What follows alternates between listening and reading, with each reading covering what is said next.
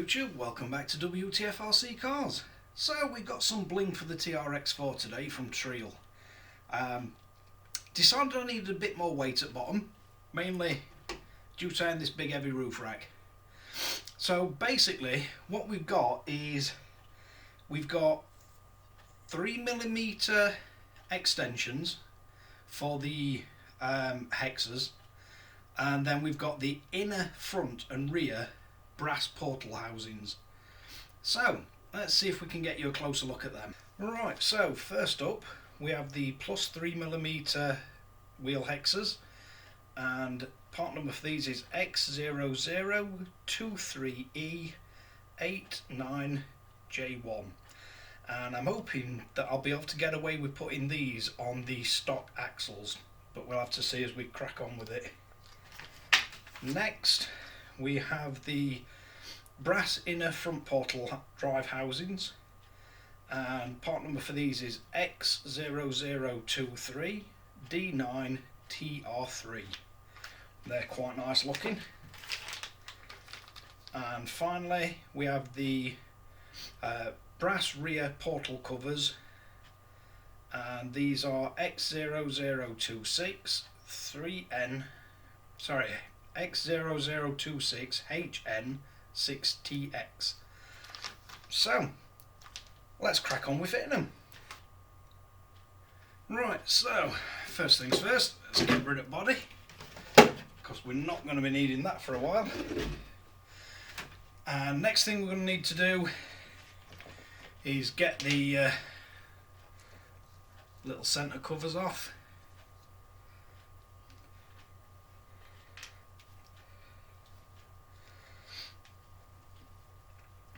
So that's all 4 of them removed. Then we're going to need the wheels off.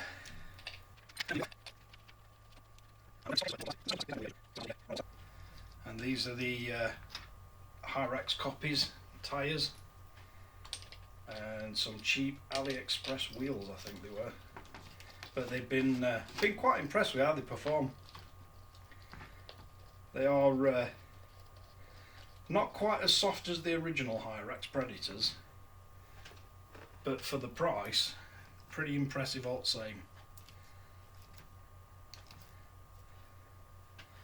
Right, so next thing we're going to do, we'll start with this rear one, and you've got a pin to remove out of the original hex, I believe. Let's have a look what size that one is.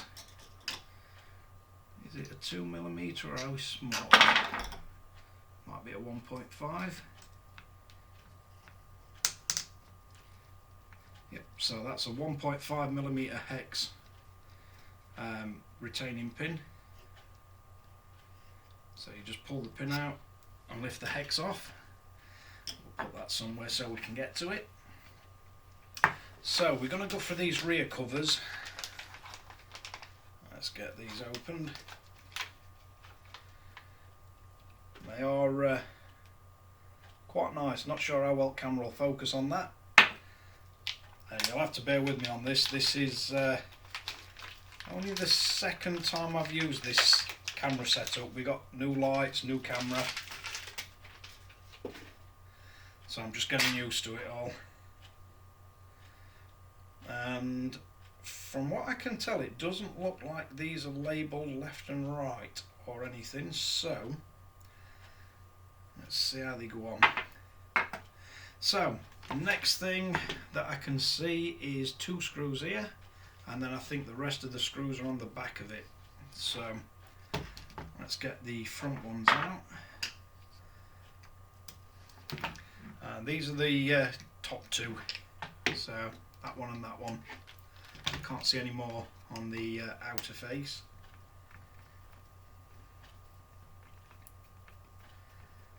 So it looks like these 2 screws are very similar to the, or exactly the same as the new ones that come with the Treal parts.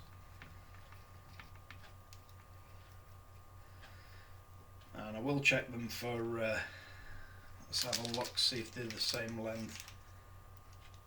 Yeah, they'll look exactly the same. So I may use the originals. instead of the Treal ones.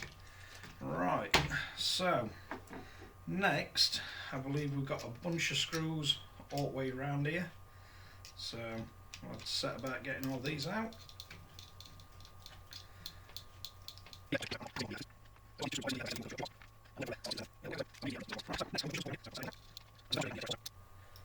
Now if anybody is interested in what we're now using, basically we're using the ROG Phone 2 recording in 4K, but since the last update they've kind of messed all the audio up and it's gone really quiet, so I ran to boost the audio to 200%, which is not ideal. So once we've got the last screw out, this should come apart. So we'll keep all this together. It's a good chance to check your bearings and put a bit more grease in. Now this has never been running water, so we haven't got any issues with water ingress or anything. So let's have a look.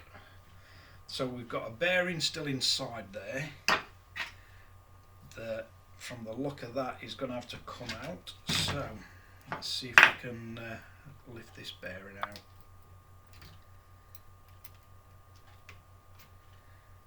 They usually come out pretty easy on these if you just wiggle them from side to side. You don't want to force them out. Let's move on to the, we have 2 screws on the rear. So I'm going to get those out now.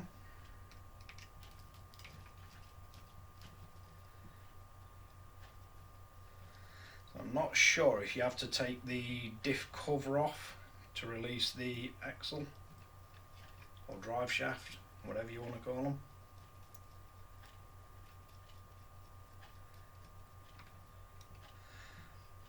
And to anybody that's done this is probably now screaming at the screen saying yeah you do or no you don't, but we live and learn.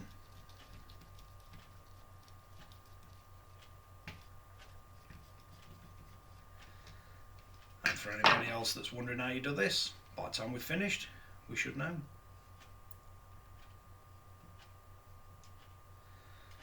So they're the 2 longer screws. They're both the same length. So it looks like it just pulls out and then pulls through. Now you've got inside here, you've got 3 little tapered screws. So we're going to remove all 3 of those now. And again, it looks like they're 2mm.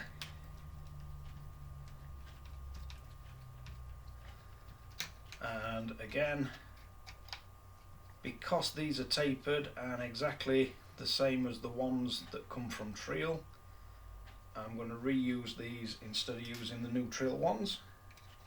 Always handy to keep some spare.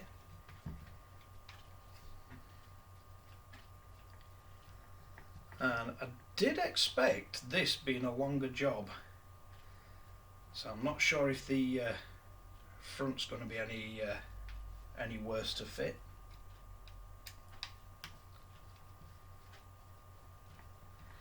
And I really hope this is in kind of in focus at least.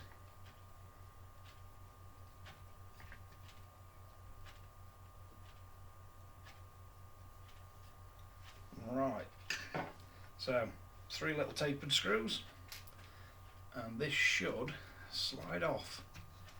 So make sure that's got no dirt or debris in it.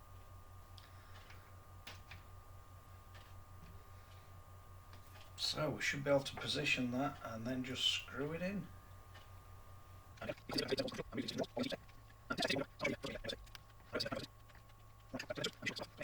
Right, so once we've got that on, we need to sit the drive shaft in with its bearing. Make sure that's sat all the way down. Then we need the bearing that holds the back of the drive to the wheel.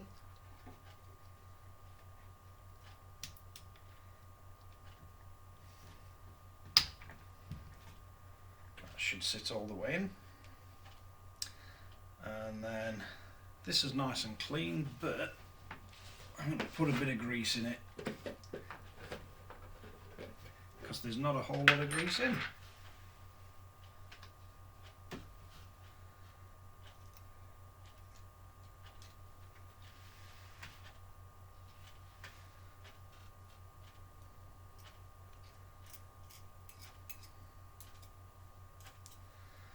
That should work its way around.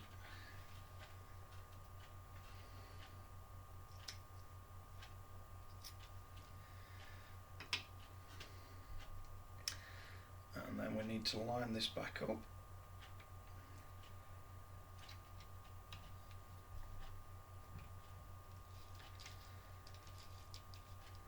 That works pretty smooth. So we're not using the two long screws. It should just be a case of refitting the screws in front and back.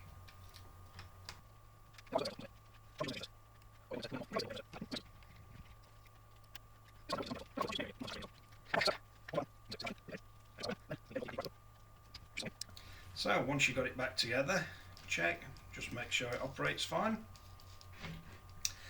Now let's have a look at one of these Treal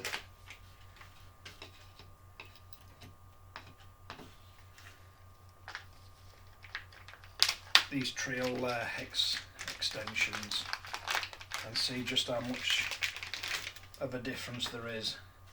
Now again, these do come with new screwing pins, but there's nothing wrong with the ones I've took out, so I'm going to have a look to see if they fit. If they do, I'm just going to reuse them.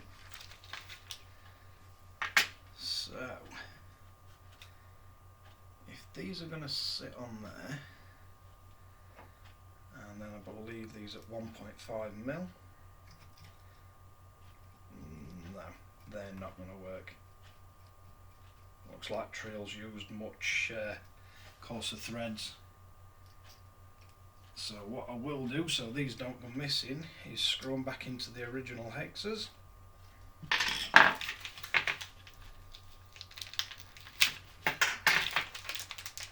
And we shall have to use the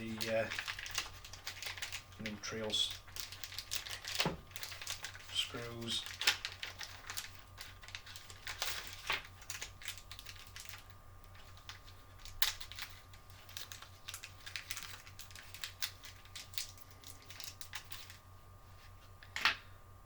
These are bigger, so have they gone up to 2 mil on these? Yep, they have.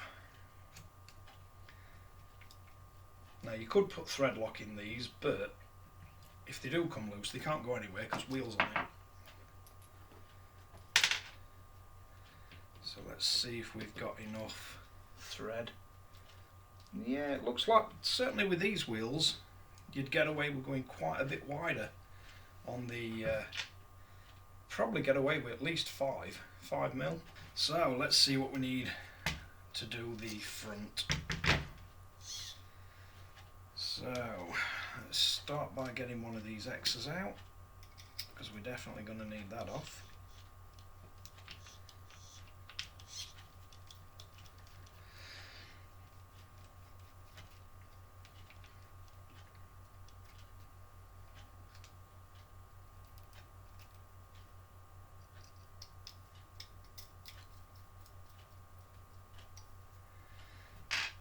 That's the hex removed. So first, got a couple of screws at front, so I'm going to take them out.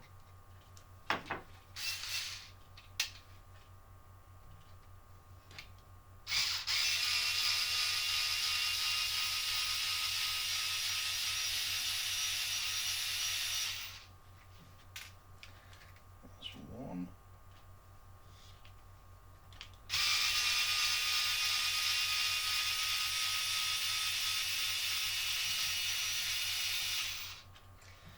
So that's 2 removed. Then we've got 3 down each side.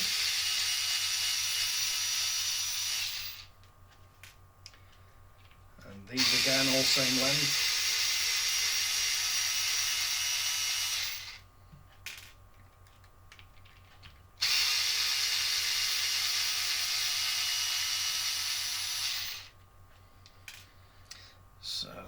them 3 removed, and we've got another 3.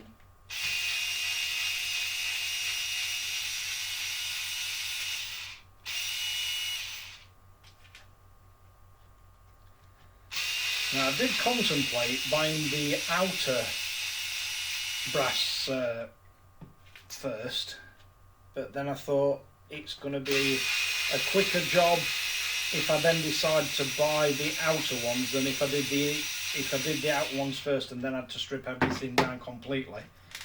Because you would be able to stop at this point if you were just going to do the outer ones. So it'd definitely be a quicker job. So it looks like the next thing we're going to need off is the pins. Not sure how I'm going to get to the top one yet.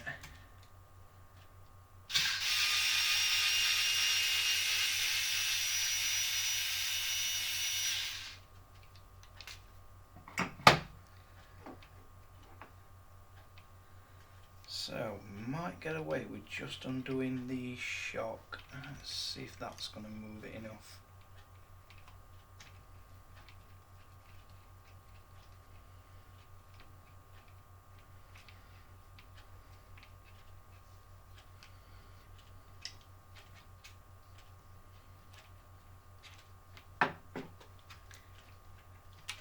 Or at all.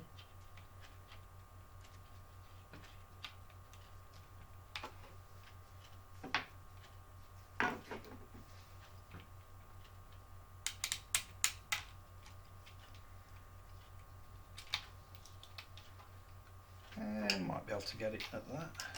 Let's see. Tip it on its side.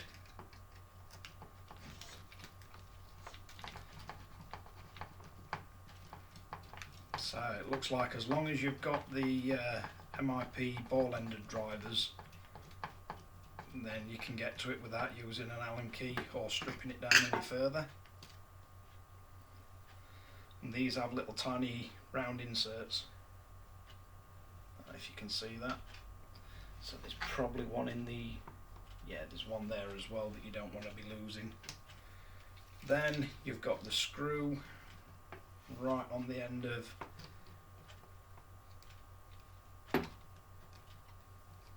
see if I can get that to drop through.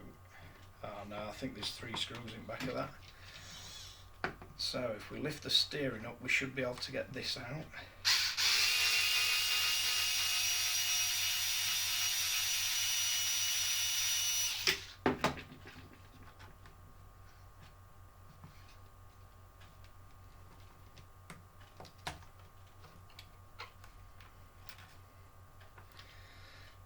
Keep all them together.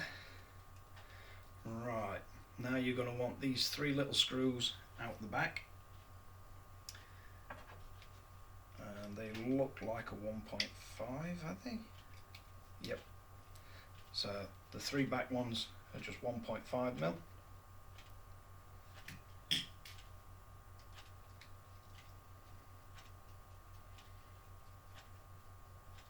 Looks like it'd be pretty easy to replace any of these brass parts. It doesn't really take much to get down to them.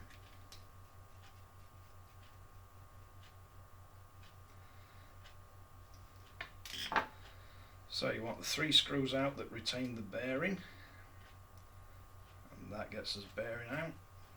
Let's make sure there's no grit and muck in that. And then you're going to want the little bearing out.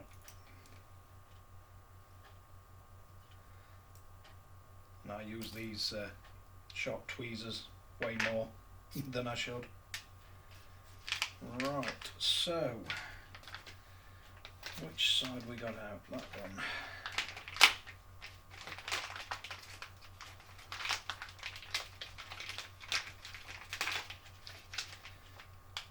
And you get a whole bunch of screws and some more stickers. I want to get the screws back in to hold the bearing in.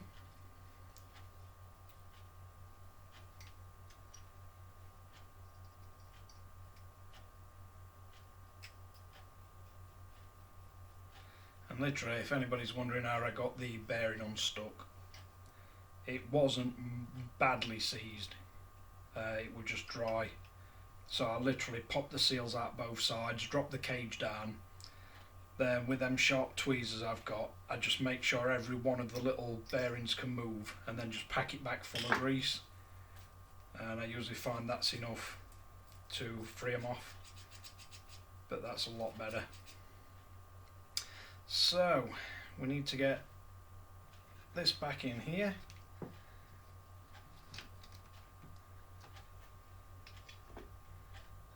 Let's get the top screw started.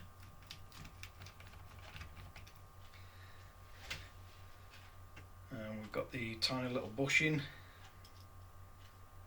that sits inside, so don't forget to put that back in. Sometimes they stay in, sometimes they drop out.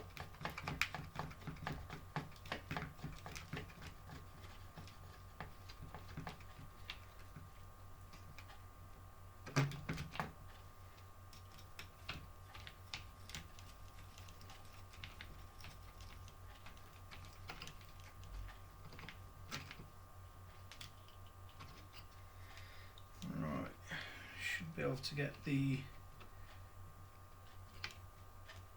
suspension back on now, if I can get that in place.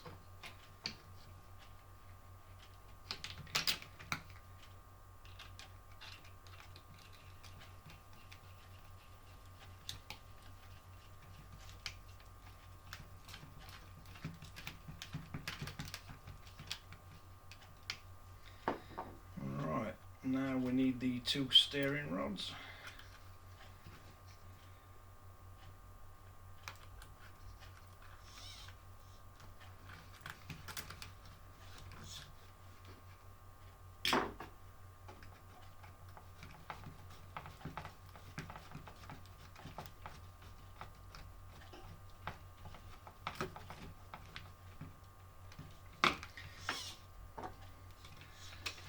So we should now be able to get some grease back in there.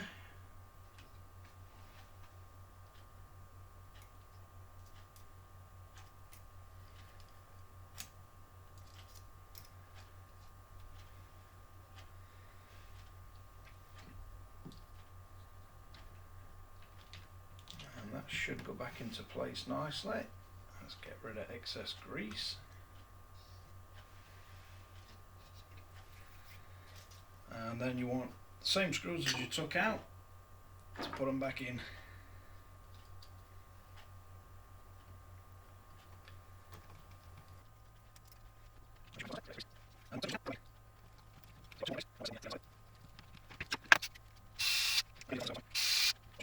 So, let's make sure it spins still.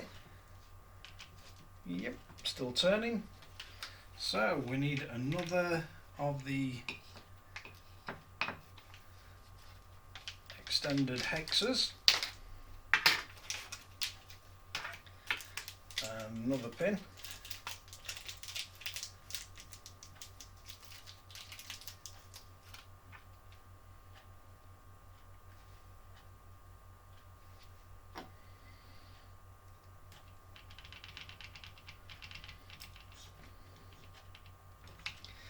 Let's see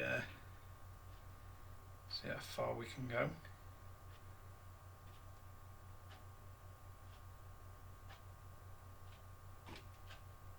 It looks like that's your tipping point.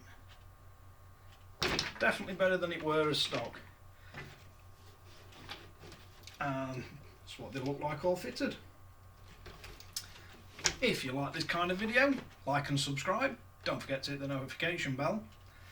And I'll catch you guys again in the next one.